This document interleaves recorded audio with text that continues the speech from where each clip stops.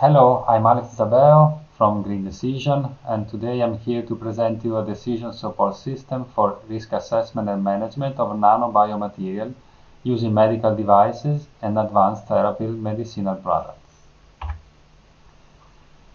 Briefly, today we will see an introduction to the decisional framework and a demonstration of the decision support system itself. The decision support system I'm about to present is part of the BioRima project.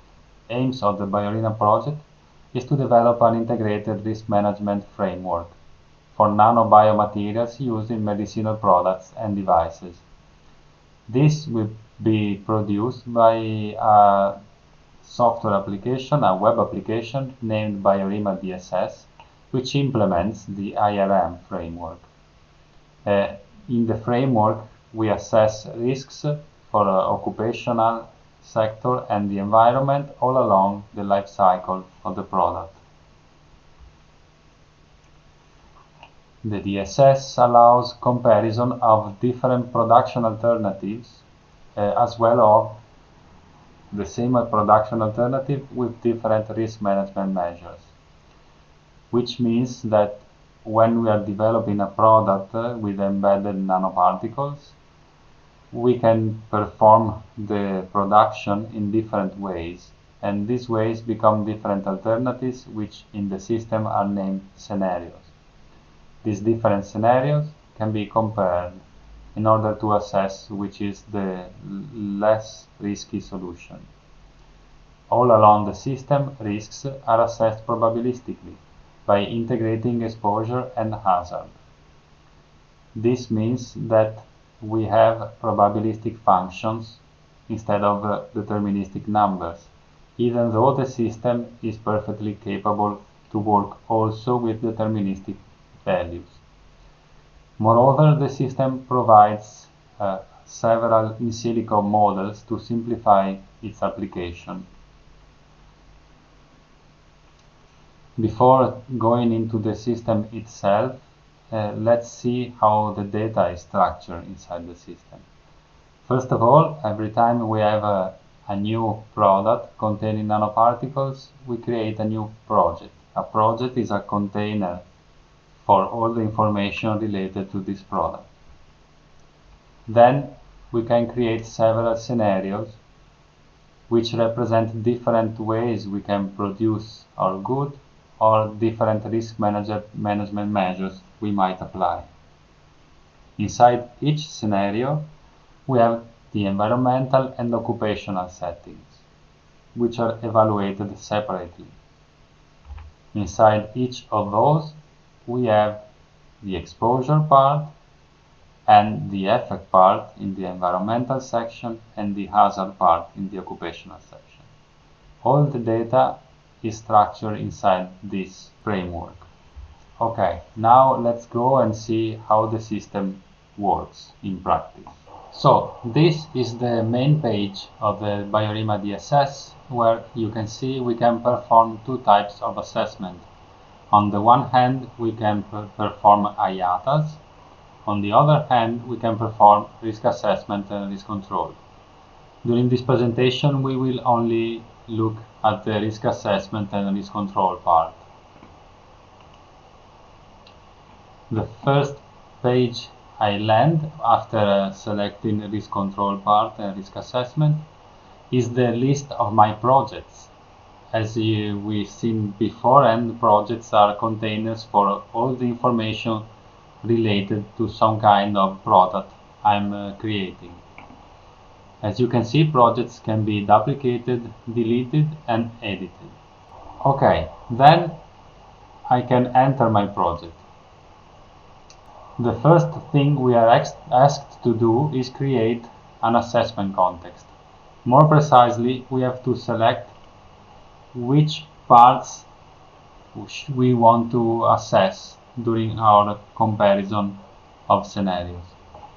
So as you can see, we have the occupational and environmental settings. Inside both, we have all the life cycle stages. Inside each life cycle stage, we can have different routes of exposure. Let's say we want to only look at inhalation and inadvertent oral in the synthesis life cycle stage. And as far as the environmental part, we are only dealing with the synthesis for air and soil. So once the selection is finished, we can create our first assessment context. We give it a name like scenario 1 or production in the factory or whatever you want. We can specify characteristics of the product, of the nanomaterial, the processes, and the operational conditions. Now I have my scenario created. Like for projects, scenarios can be duplicated, deleted, or edited. Once I enter my scenario, I have two possibilities. I can either go for risk assessment or risk control. So let's start with risk assessment. As you can see here, we have the division between environmental and occupational part. So let's go into environmental exposure, for example. So this is mimicking what we selected in the assessment risk. So we are only dealing with synthesis in the air sector and synthesis in the soil matrix. So here on the right side, we might just input our data if we have our pack. In this case, you can see we are dealing with a deterministic pack. That's because the deterministic option is highlighted. So in this case, I can just input a single value. But then I can also say that I have a negligible exposure. So the system is telling me that I cannot revert this action. So when I say negligible exposure, it means I don't even have to enter any number. I already know exposure is negligible. Or otherwise, I can go for a probabilistic value. In this case, I can specify lower and upper confidence limits of my pack. Or if I prefer, I can just specify a mean and a standard deviation. Just like this. As you can see, the system evaluated the results. If we move to the effect part, we see the same interface. But let's say we don't have such information about effect. I can, in this case, run a model. We provide two different kind of models, an SSWD model and the TSSD model. Let's suppose I run this model. So I can say I don't have data, so I want to create them. And I say that I have at least a sufficient number of data. So here I have to specify the other different aspects, and then I can input different data by uploading them. So I click the upload button and I just drag and drop my data. And then you can see the data is imported in the system. Now I can just run the model. As you can see, the model is in this list of my model runs. And I can now go back to the list and see that I have my results calculated. Finally, once everything has been input, we can go to the results page. Here we can decide what we want to assess, the occupational or the environmental part. We only have the synthesis life cycle stage, and we have the different routes that we selected. We can see we have a deterministic exposure here, we have a probabilistic effect here, and we have all the information about the distribution curve, and finally we can find out if there are risks. This is the probabilistic distribution of the risk characterization ratio, so it is exposure divided by effect. So we don't want this to be bigger than 1, but as you can see in this example, this is the line identifying the number 1. So we have a lot of probability that the risk characterization ratio is above 1. In this case, we have a 95% probability of risk. So, more easily, just by looking where the red line falls, we can understand if we are in the risky, undecided, or safe part. And again, we have all the information here. Then, finally, we can move to the risk control part. In the risk control part, we can compare different scenarios.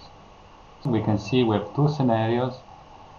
We can see we have a lot of not applicable parts because we didn't enable that parts. In fact, we only work with the synthesis. And we can see the differences between the two scenarios. So in this case, scenario 2 is already better than scenario 1. We can also look at the list of alerts, just displaying a list of unacceptable or risks that need further consideration here.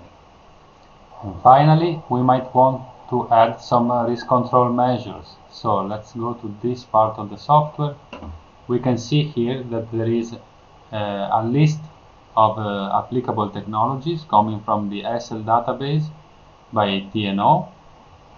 In this case, we can see that we have some technologies that are specific for nano and some others that are non-nano.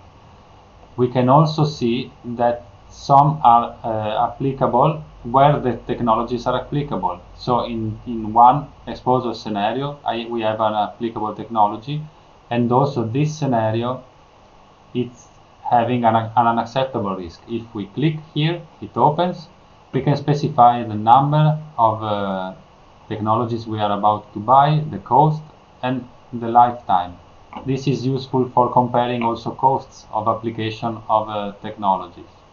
And we can see the state of this particular exposure scenario. So let's say we want to apply the technology. We have to select it and then apply it. That's because we can apply more than one. We apply the technology and we see that we obtain a result because the risk has been reduced to an acceptable level. And this can also be seen in the comparison, where again we have now scenario 1 and 2 at the same state. And that's all I want to present for today. Thank you for listening.